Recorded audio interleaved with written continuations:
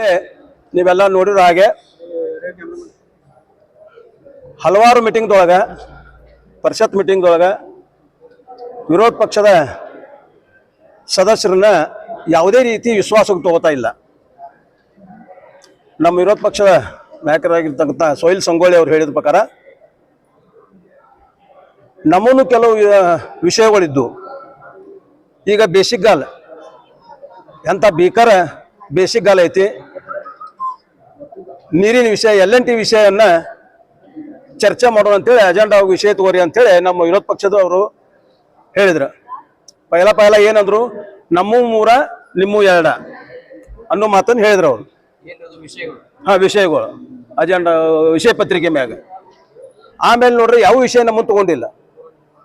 ಇದೇ ರೀತಿ ಹಲವಾರು ವರ್ಷಗಳಿಂದ ಮಾಡ್ಕೋತ ಬಂದಾರ ಅವರು.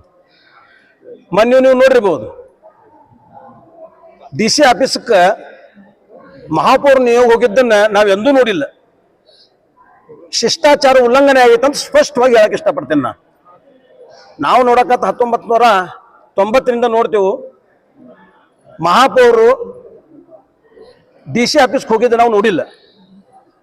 ಈಗ ಮೊನ್ನೆ DC ಆಫೀಸ್ಗೆ ಅನುದಾನ ಸಂಬಂಧ ಹೋಗಿದ್ದು ನೋಡ್ರೆ ಇದು ಎಲ್ಲೋ ಒಂದ್ ಕಡೆ ಮಹಾಪೌರ ಶಿಷ್ಟಾಚಾರ ಉಲ್ಲಂಘನೆ ಆಗೈತೆ ಅಂತೇಳಿ ಸ್ಪಷ್ಟವಾಗಿ ಹೇಳ್ತೀನಿ. ಪ್ರತಿಭಟನೆ ಏನ್ ಮಾಡ್ತೀರಿ ಸರ್? ಈಗ ನಿಮ್ಮ ಅಜೆಂಡಾದಾಗ ನಿಮ್ಮ ವಿಷಯ ತಗೊಂಡಿಲ್ಲ, ನಮ್ಮ ವಿಷಯ ಅಜೆಂಡಾದಾಗ ನಮಗೆ ತಗೊಂಡ ನಮಗೆ ಚರ್ಚೆ ಕರಿಮಠ ನಾವು ಯಾರು ಹೋಗೋದಲ್ಲ ಅಂತೇಳಿ ನಮ್ಮ ವಿರೋಧ ಪಕ್ಷದ ನಾಯಕರ ಅಧ್ಯಕ್ಷತೆ ಒಳಗೆ ನಾವು ನಿನ್ನೂ ಸಭೆ ಮಾಡಿದೀವಿ, ಇವತ್ತು ಸಭೆ ಮಾಡಿದೀವಿ.